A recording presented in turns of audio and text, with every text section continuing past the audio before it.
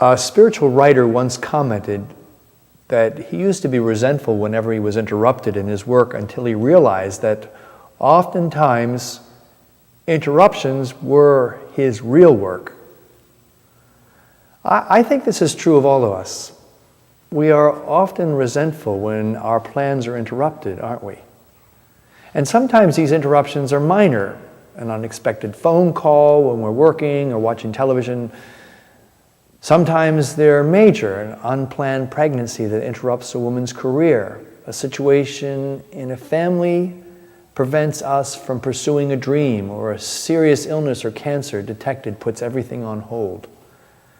Countless things, big and small, constantly change our agendas and seem to sabotage our dreams. We become resentful and we kind of think to ourselves, if only this hadn't happened. Now I've got to wait 2 more months to resume my career. Now I'll never have a chance to fulfill my dream. I've heard people who at the midway point of their lives express deep resentment because they felt they have wasted half their lives being victims of circumstance and the demands of others. And now they've lost the chance to do what they really wanted. But the opposite is also true. Sometimes instead of resentment, there's gratitude because we realize that the interruptions, so unwelcome at the time, were really salvific and far from altering our real agenda, were our real agenda. Instead of being a burden, this moment becomes a time of grace. Let me give you a few examples. I knew a couple whose unplanned pregnancy suddenly turned all their plans upside down. And initially, they felt resentment. Later on, this unwanted interruption turned into a much wanted and loved child who helped to create a happiness that was above and beyond anything that might have resulted had their original plans not been derailed by this interruption. What about this scene from the gospel? Joseph wakes up in the middle of the night having had a dream in which an angel tells him to head to Egypt immediately. He wakes up Mary and announces, "We've got to go. Pack up the baby and let's leave quietly." Now, Mary undoubtedly must have had a few concerns. It seems likely she would have asked why they were in such a hurry. She might have wondered if the dream had really been a visit from an angel or was merely the result of something he ate. She might have asked about the travel arrangements. Whatever she may have initially thought, the fact remains, Mary was willing to change her plans. She understood that being able to adapt at the most unexpected moments is often what really saves one's life.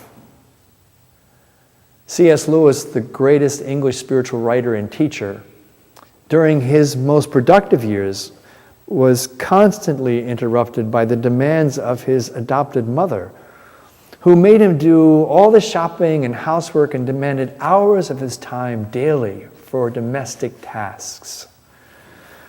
And rather than being resentful about these interruptions, he was grateful because he believed that it was precisely these demands that kept him in touch with life and instilled in him an empathy for the everyday human condition.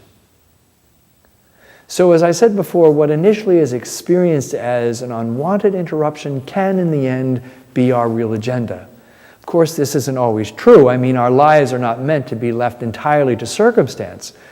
We're meant to make choices, hard choices at times, and it can be unhealthy, fatalistic even, to simply accept whatever happens. It can also lead to considerable bitterness and disappointment with our lives. We have God-given dreams and talents and must, in the name of the God who gave them to us, fight too for our agenda.